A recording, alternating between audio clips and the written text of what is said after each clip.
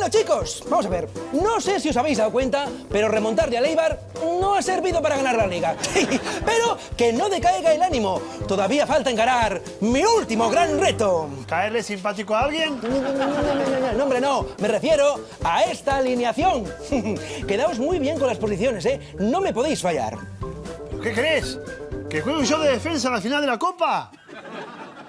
¿Qué final de la Copa, Niqueño muerto? A mí la Copa me la suda. Esto es la alineación de mi fiesta de despedida, melones. Atención, ¿eh? A ver, Messi irá driblando con las bebidas entre la gente, ¿de acuerdo? Entonces, Iniesta se esperará detrás de la barra del bar. Sobre todo, bien quietecito, que no se me lesione.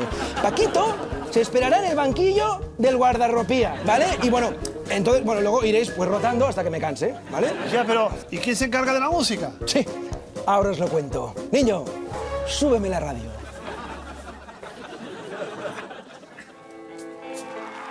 Súbeme la radio. Yo os digo adiós. Súbeme la radio, que hoy os digo adiós. Siente cómo me voy pirando. Lástima que sin liga me iré. Aténdenme bien, que os cuento el porqué. Por la defensa coladera, la Juve me lo confirmó. Nos ha marcado con cualquiera. El 34 nos metió. ¿También nos metió 4? Paquito en la delantera. A diciembre que no marcó. Apaga y vámonos. Lo único que me consuela, el próximo año no estaré yo. Y al centro del campo.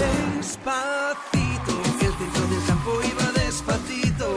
Pobre Iniesta ya lo veo destruido. Y sin él no damos ni un pase ofensivo. Despacito, los centrocampistas juegan despacito. Suerte de André Gómez, que es mi favorito. No da un pase bien, pero es muy atractivo.